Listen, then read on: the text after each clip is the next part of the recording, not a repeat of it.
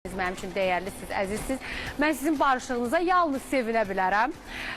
Və o şəkili gördük, o mənzərəni gördük. Hər kəsdə bir sual oyandı. Doğrudan mı barışıqdır bu? Vəfa. Yəni mən səndən də eşitmək istəyirəm, çünki ondan sonra səni efirdə görməmişəm. Elə fürsət məqamında sosial şəbəkədə rəylər var idi. Barışıq oldu, yoxsa necə? Əslində bilirsiniz, məsələ necədir? Mən belə deyim də, mən ağlayan bir qadınla mübarizə aparmamışdım illərdir. Mənim o davam ağlayan, sızıldayan, yəni o insanla olmamışdı.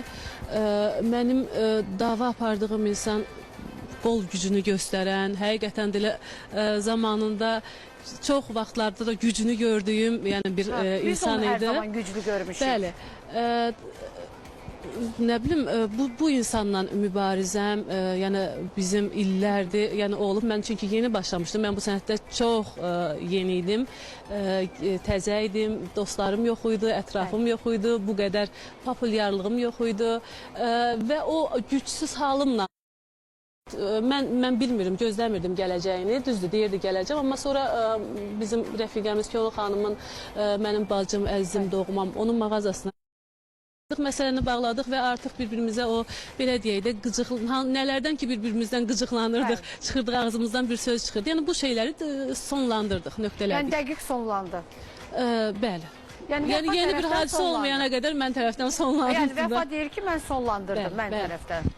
Aha, bəs o silinən mahnın var idi, onu təzədən ifa edəcəksən, cənnətim səni, yoxsa ona qayıtmaq istəmirsən?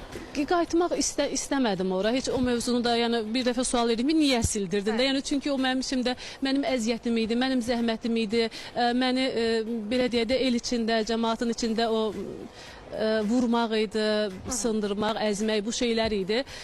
Bir kəlmə onu sual verdim, mövzu yayında, istədiyim cavabı da ala bilmədim, sonra da bağlandı, getdi. Yəni heç orada qayıtmaq artıq istəmirəm. Yenidən qayıtmasını da istəmirəm, yəni YouTube-da falan heç olmasın, yəni.